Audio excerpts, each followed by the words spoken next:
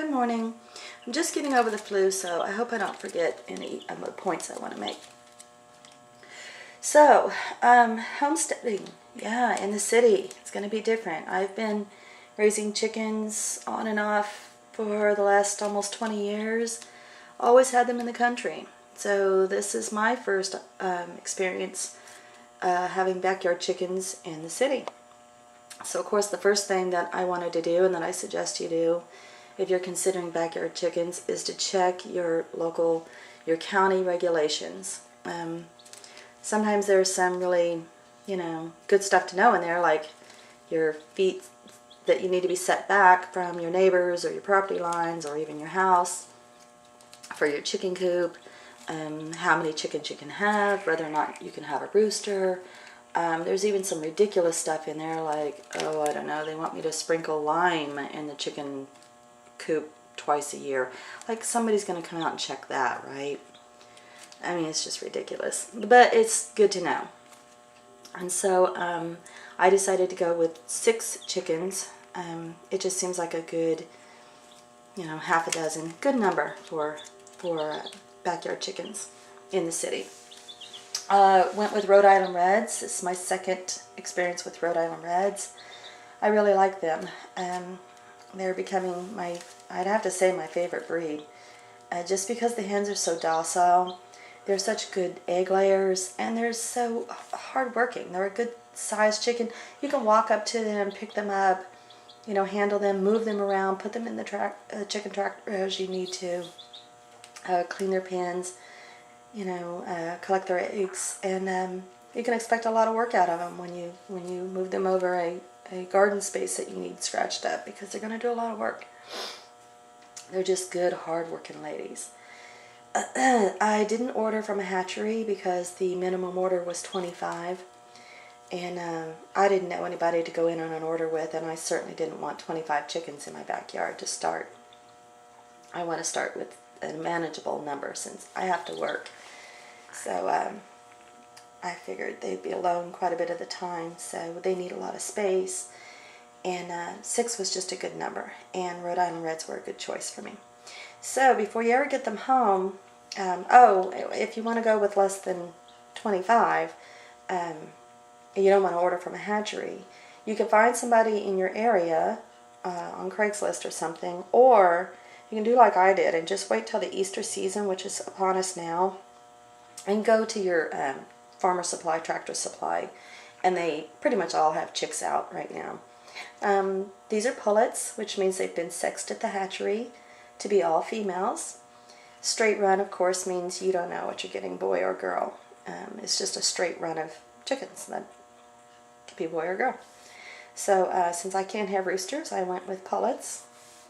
I would have liked to have one rooster, but that's okay. I can live without him, and so can they. You have to have somewhere to put them when you get them home. So they need some sort of a brooder. So what this is just the bottom of a dog kennel, or goat kennel in my case. And we just took the top off, and then you attach their light up above it securely, and that, fix it so that it can raise or lower, and that controls the temperature down in here. And then they can move from the light to, you have to have a covered spot for them. So I just have a towel attached with clips and shredded newspaper up in there. And that's their cool spot where they can go and get away from the heat and away from the light. The babies are sleeping. They're so cute. They're not listless and they're not lethargic. They're just babies, and they're not stressed. And so they spend a lot of their time just sleeping. And they'll sometimes fall asleep with their little faces right in the water or in the food, or right on each other, use each other like little pillows. It's so cute. But they're babies. They have a hard time staying awake when they're not stressed.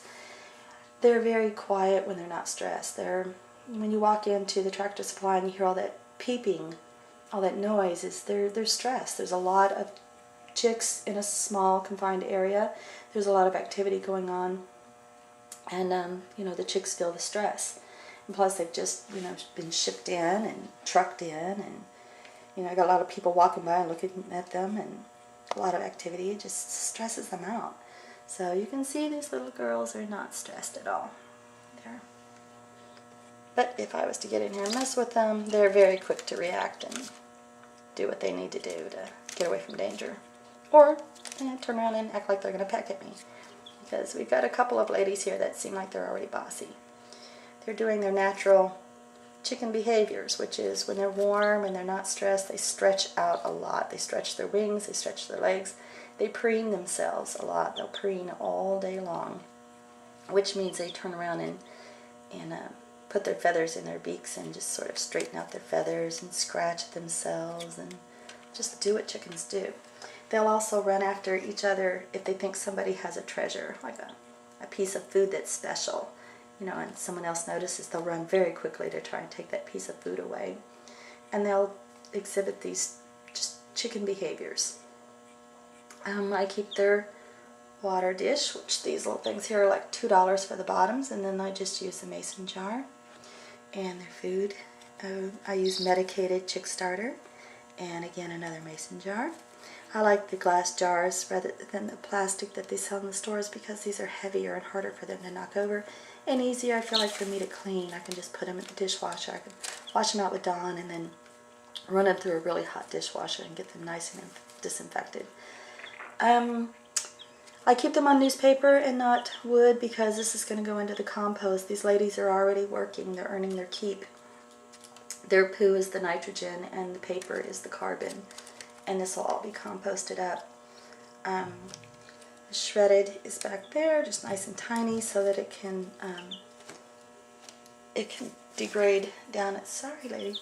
Degrade down in the compost quite quickly.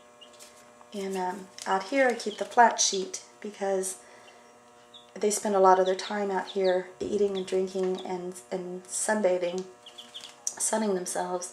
And I can lay, whenever they get a lot of poo, I can just lay down a clean sheet of paper. I call it changing the diaper. Instead of constantly pulling the paper out, which stretches them, I can just lay down a clean sheet, and then they're good to go for another couple hours, a few hours even. And then, every so many days, of course, you want to change the papers out. Just make sure that you keep their temperature in, I don't go so much by thermostat as I do by my chicks' behavior. They do what they want. They got kind of free range in here. They can go from the sunny spot to the cool dark spot, back out here to the sunny spot, and they do quite a bit. And they spend a lot of their time sort of in between. They're just healthy, happy, unstressed baby chicks. So, yep, check with your regulations. Make sure that you can have chicks in your area, how many, how far away your chicken coop needs to be, even your nesting, but number of nesting boxes, that's even in there. As far as my regulations, it's pretty extensive set of rules I have to follow. And then, do a lot of research on the breed that you want. Don't start with too many because you'll feel overwhelmed. And you may not like that breed. Then you're stuck with 25 of a breed you don't even like because you think they're too aggressive, or they're not good egg layers, or they're not the size you thought they'd be. So, start with a small number. Start with a small, manageable number. Have a spot ready for them when you get home. Have a brooder. Give them light and dark so that they can make up their own mind what they want to do. Don't keep it too hot. Don't, let them get cold. They'll let you know if something's not right. They'll start peeping a lot, and if they're too cold, they'll try to get up underneath each other. I keep them in a room where it's quiet. They're actually in my plant nursery, so you can see, it's very quiet in here. That's very shut away from the cats. And then they've got a little heater back there to regulate the temperature of the entire room. Just keep them stress-free. Watch them. Watch their little behaviors, and you'll start to see these behaviors come out that shows you that they're not stressed. They're doing well. So if you have any questions, just write them in the comments below, and happy homesteading. Say bye, girls.